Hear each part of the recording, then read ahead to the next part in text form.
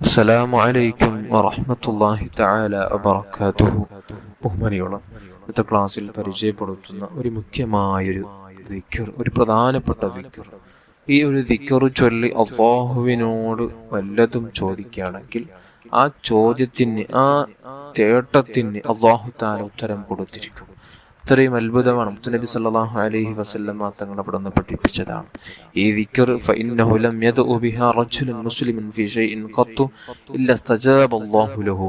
ഒരു മുസ്ലിമായ മനുഷ്യൻ, ഒരു മുസ്ലിമായ വ്യക്തി, അത് ആണായാലും പെണ്ണായാലും, അദ്ദേഹം ഒരു ദിക്ർ ചൊല്ലി, ഈ ദിക്ർ പറയാൻ പോകുന്ന ഈ ദിക്ർ ചൊല്ലി അല്ലാഹുവിനോട് എന്ത് ചോദിക്കുകയാണെങ്കിലും അദ്ദേഹം എന്ത് നിയത്ത് കരുതിയിട്ടാണ് ഈ ദിക്ർ ചൊല്ലുന്നത്, അത് അദ്ദേഹത്തിന് നടന്നു കിട്ടും. ആ ഉദ്ദേശം അല്ലാഹു തആല പൂർത്തിയാക്കി കൊടുക്കും. ഈ ദിക്ർ ചൊല്ലി പ്രാർത്ഥിക്കുന്ന പ്രാർത്ഥനയ്ക്ക് ഉത്തരം ലഭിക്കുമെന്നാണ് പറയുന്നത്.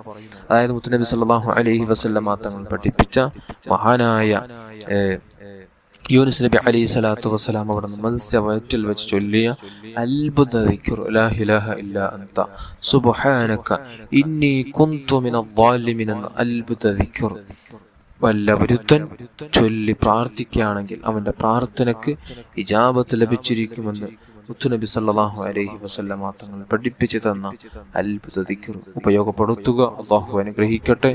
ആമീൻ യാ റബ്ബൽ ആലമീൻ.